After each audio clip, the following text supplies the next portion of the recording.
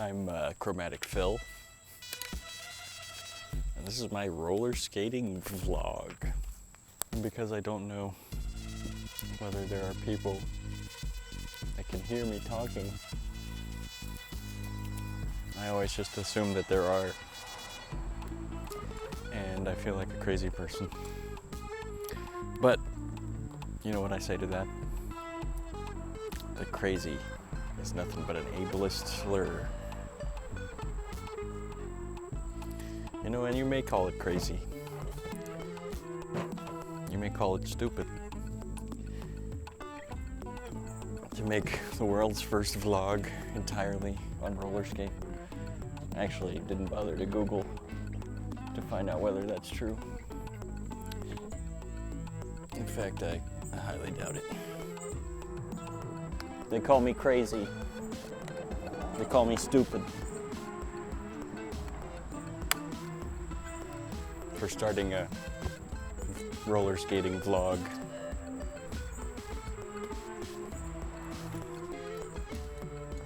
And you know what I say to that?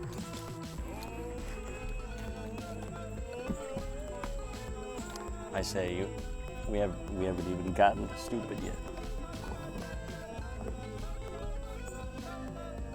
We're nowhere near crazy yet.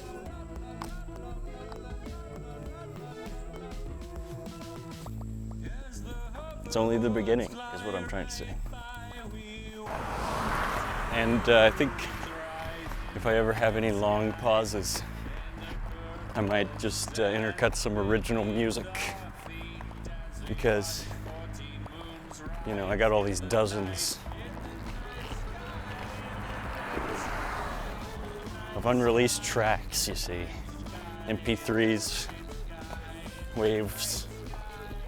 I got a bunch of tracks just sitting there taking up space on my various hard drives, flash drives, SD cards, what have yous. Some of it's not even backed up. Okay, well, yeah, some of it's not.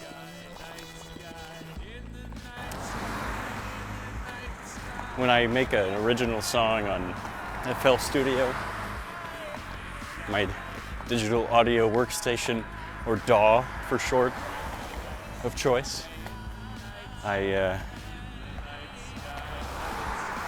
typically render it into an MP3 and a wave simultaneously. And but those are both in the same location, so that data is, you know, compromised. If anything, you know, any file that does not exist in 2 or more places, you know, might as well be considered not to exist at all. Or so the old adage goes.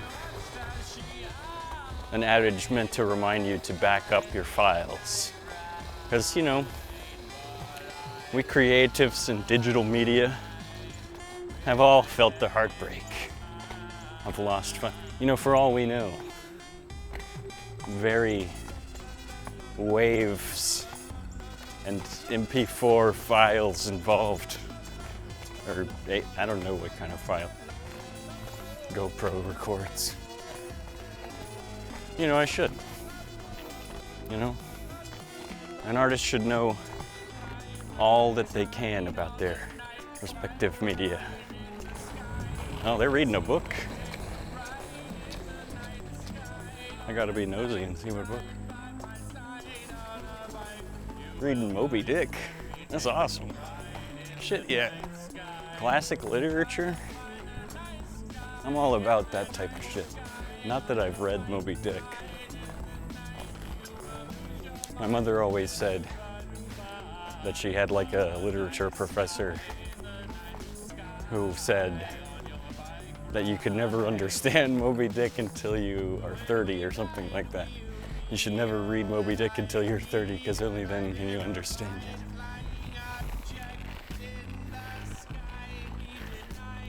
So my intention has always been to read it at age 30.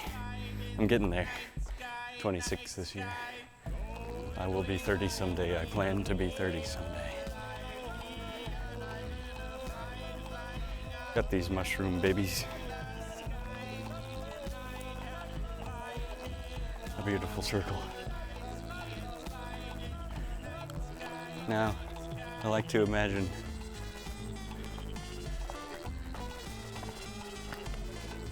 oh yeah, when I saw that same circle of mushrooms yesterday, I sent my friend a voice memo.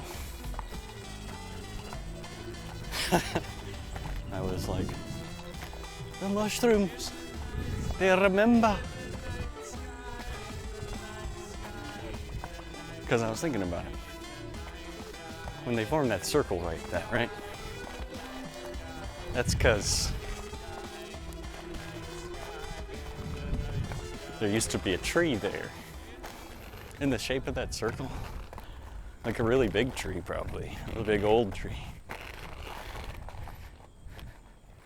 And the mycelium, the subterranean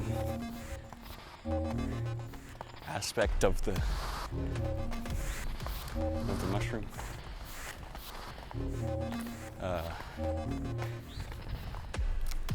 From when the tree was there, it remains. So the mushroom fruits every year, multiple times or whatever. The fruits at intervals. And so it's like the mushroom remembers the tree. I'm no scientist. I'm an artist. I speak in metaphors. It's not as easy to talk when you're on a hill like this.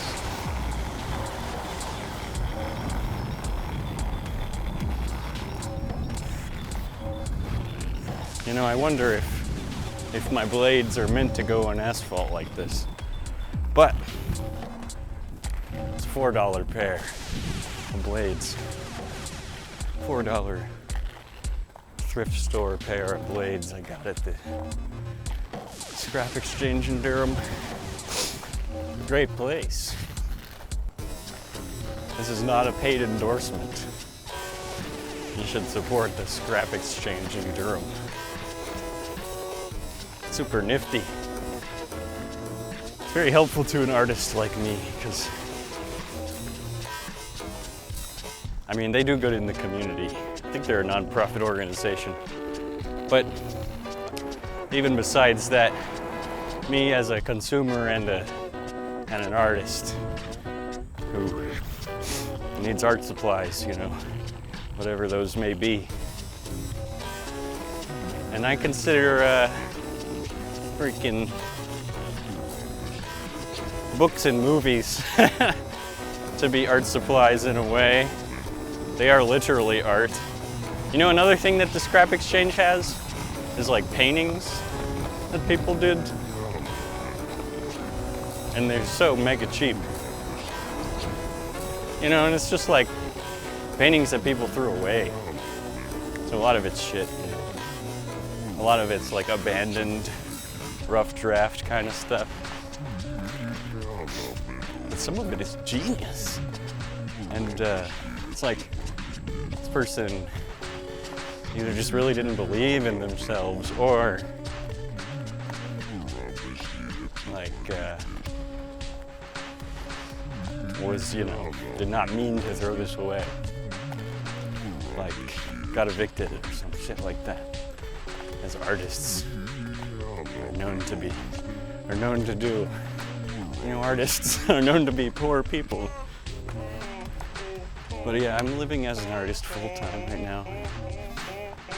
It's COVID-19. This is August 2020. But freaking, I'm not making any money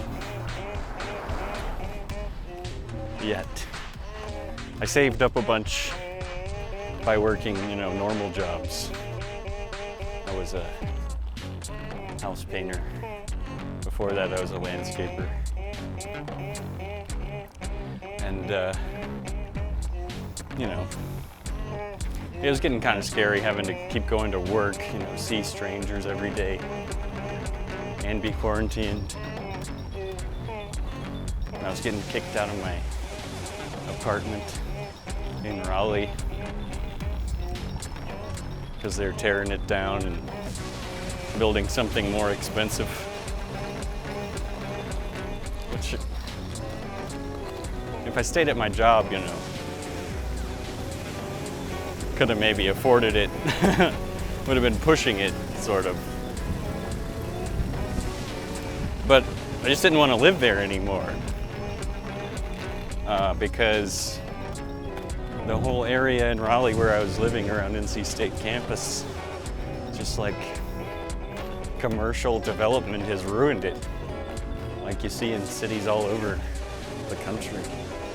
Just like fucking commerce completely trashes the aesthetic value of cities, places, things, people.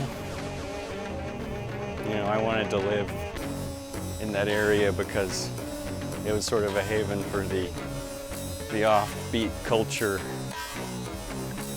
in Raleigh. And that certainly still exists in that area. You know, where there's young people, there's always going to be something crazy going on. I mean, I'm trying to use words more descriptive than crazy. Something unique and interesting going on. Something fresh and new. And so, near college. But the street itself, like Hillsborough Street, all of the so-called mom and pop shops were getting run out, you know, replaced by homogenous shit. And that's just the inevitable result of a society based entirely around the profit motive. You know, a mom and pop shop has character, sort of intrinsic value, you could call it, that goes beyond its ability to turn a profit. You tear down the bowling alley and put a Target there because it can more efficiently drain money from the people in the surrounding area. I would rather there be a locally owned bowling alley than a Target in that place where, for decades, there was a locally owned bowling alley. And as of just a couple of years ago, is now a Target. I'm not saying Raleigh is unique or even one of the worst offenders of American cities in terms of gentrification, I guess. Is that what I'm talking about here? See, I'm not a social justice activist.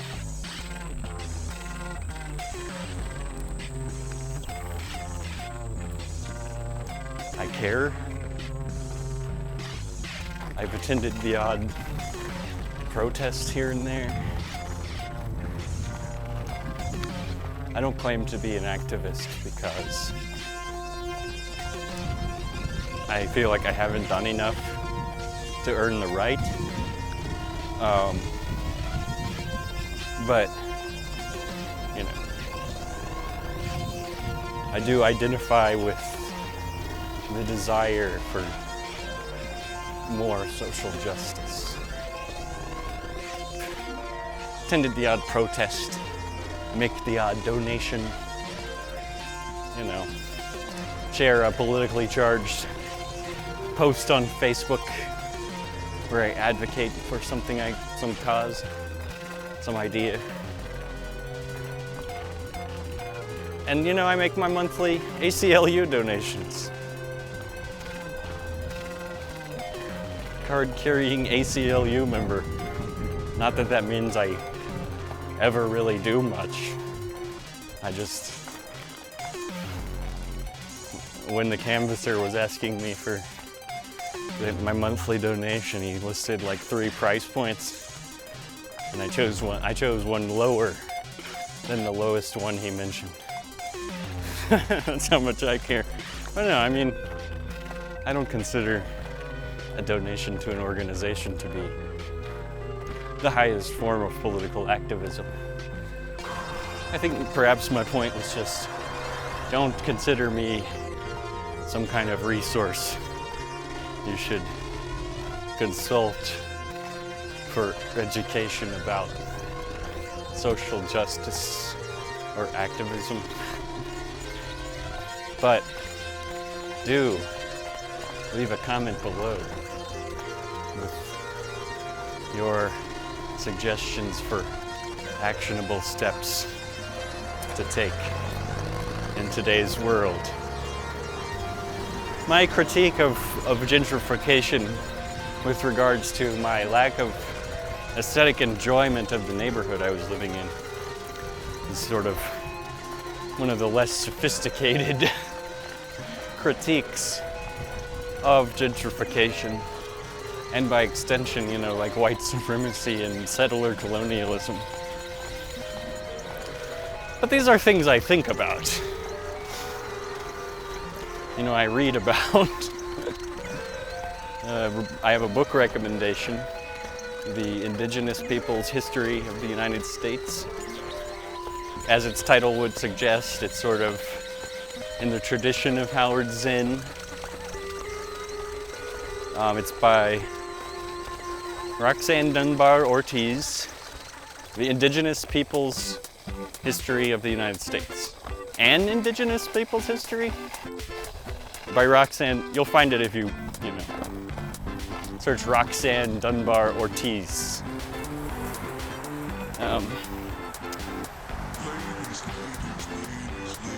And as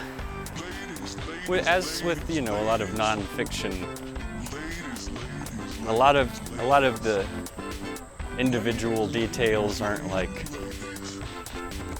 earth-shattering revelations, but the broader picture that is painted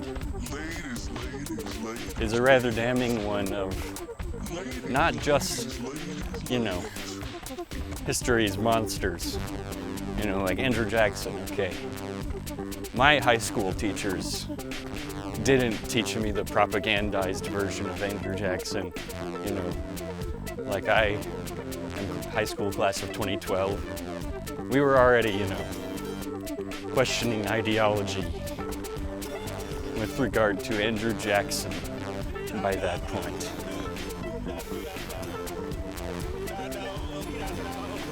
At least in my, school, which was in a city.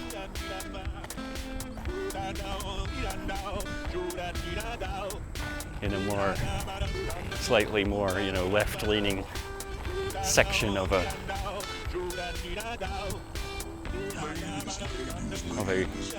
you call North Carolina a purple state nowadays. Because we're sort of a swing state. We've got Democratic Governor Roy Cooper. My whole life we've had only one Republican governor. We usually have Republican senators and congressional representatives because we literally have the textbook example of gerrymandering in our state.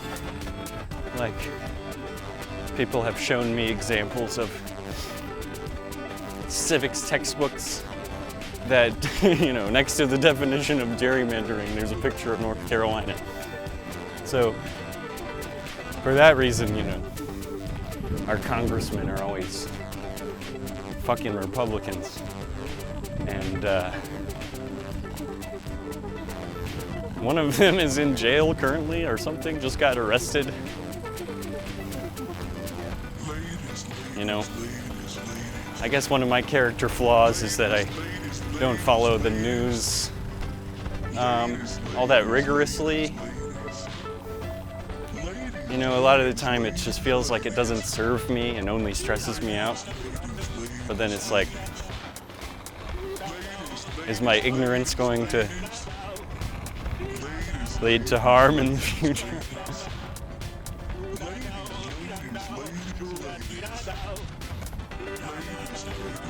But yeah, so we've always had Democrat governors, but we went for Obama in '08, or no, in 2012? I don't remember. But I know that in 2016 we went for Trump. And it's like, you know, we're in election time again.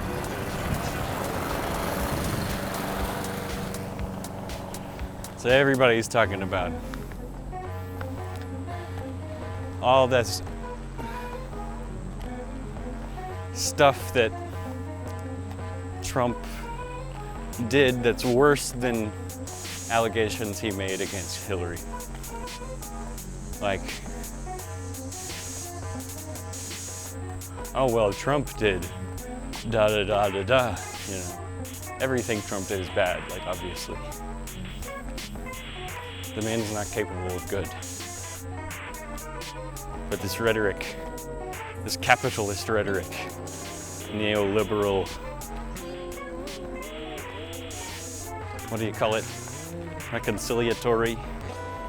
They try to assimilate, you know, left-wing causes into their liberal centrist agenda. So it's like, oh, we love gays and trickle-down economics. That's my nuanced critique of the Democratic Party's liberal centrist platform. But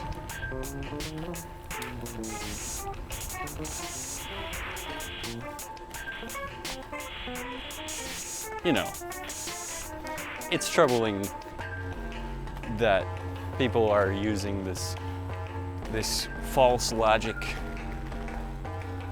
that if Trump is bad, then Hillary must be exonerated of all crimes. Which, you know, you can see the logical fallacy. The fact that me having said that, as a registered Democrat who has dutifully voted Democrat at every election,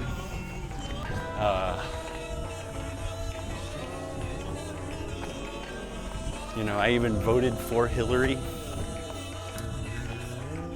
But yeah, the fact that I say these things as the left-wing person that I have always been, that fact, the fact that it is going to be taken offensively by, you know, Democratic Party stalwarts is tied intimately with the very reason why I find it hard and useless to follow the news very rigorously.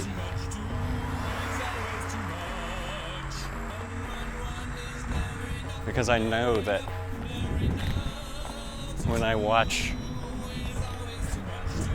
the news, all I'm going to be getting is this flood of spin, of propaganda, of neoliberal reappropriation of leftist messages being utilized to prop up capitalism and US imperialism. So And it's either that or, you know, the much, much worse alternative, which is the, you know, the red hat wearers. The KKK, I mean Fox News. All right. I don't even think I came to any conclusive points. I had no thesis. This was just a rant. Meant to be upbeat, but I started talking about politics. But anyway, the point was just for it to be on roller skates. And, you know, leave a comment. Suggest topics for me to discuss. And send me a link to your own roller skating vlog. Start a movement. Roller skating vlog movement. All right, ta-ta.